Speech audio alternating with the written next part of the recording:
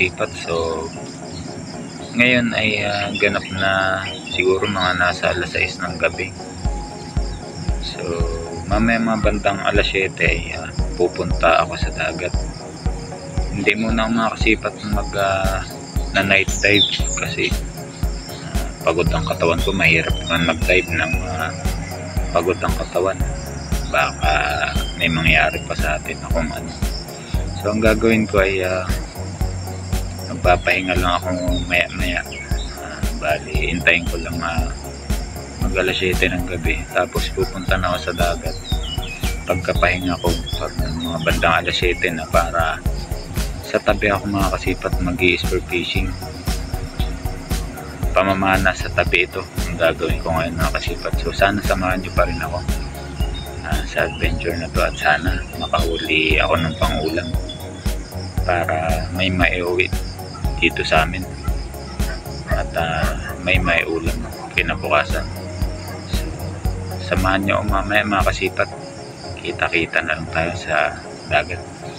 Bali ang gagawin ko makasipat ay yung camera ko, kahit sa tabi ako mamamana, ay ilulubog ko sa ilalim ng tubig para naman makita nyo ng malapitan yung mga sisipatin at tuhulihin nating isda. So samahan nyo mga kasipat mamaya.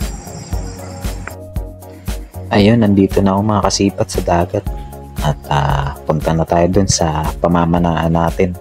So sana makahuli ng pang-ulam, kahit pang-ulam man lang.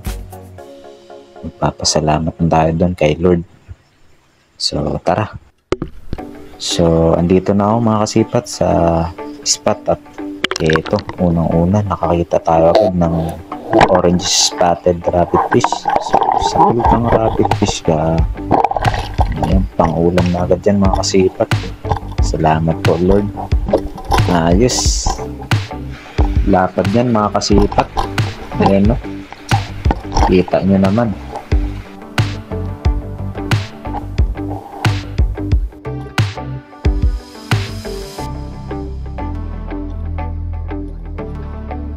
At ito mga kasipat, nakakita ako ng danggit. So, good size na yan, hindi sobrang lapad pero pwede na pang ulam yun. So uri nga pala ng rabbit fish din yun. Marami kasing klase ang rabbit fish mga kasipat. So danggit ang tawag dyan, yung iba sa maral.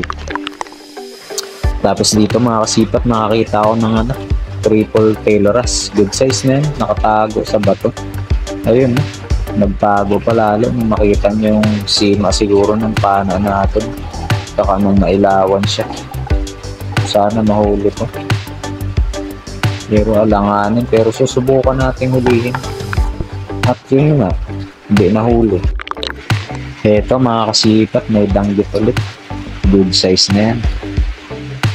Pang-ulam na yan kinabukasan. Sarap pa naman itong sabawan mga kasipat. Sarap din prito kasi napakamalaman ang isdang ito. Ayan, hindi na nakagalaw. Ang ganda kasi ng tama. Ang good size na yan mga kasipat. Thank you Lord. Eto, danggit ulit mga kasipat. Ayan, ang ganda ng sandal nyo. Huli yan sa akin. Pang-ulam na rin yan. Huli kang danggit ka.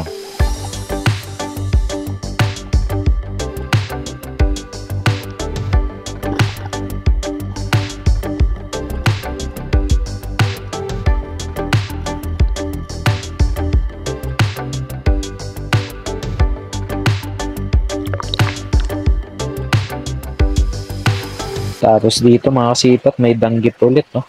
Nakatago pa siya sa may lato. Pero huli natin. Ayan. Huli kang danggit ka.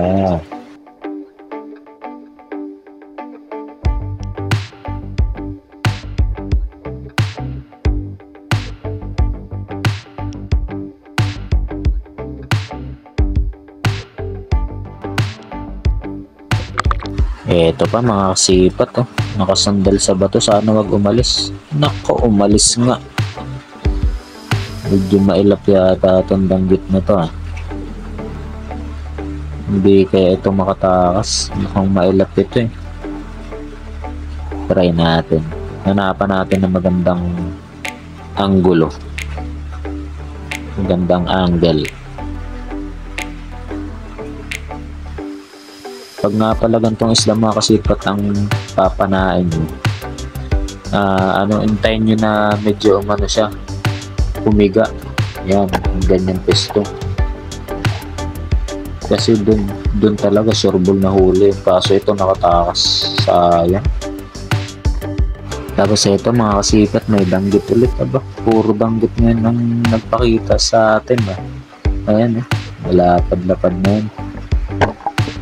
Nako, nakatakas. Sayang. Ito pa mga kasipat, danggit ulit. Huli yan. Huli kang danggit pa. So mga kasipat, nandito na pala ako sa bahay. Nakapalit na rin ako ng damit kasi nabasa yung damit ko. So may shoutout lang ako mga kasipat.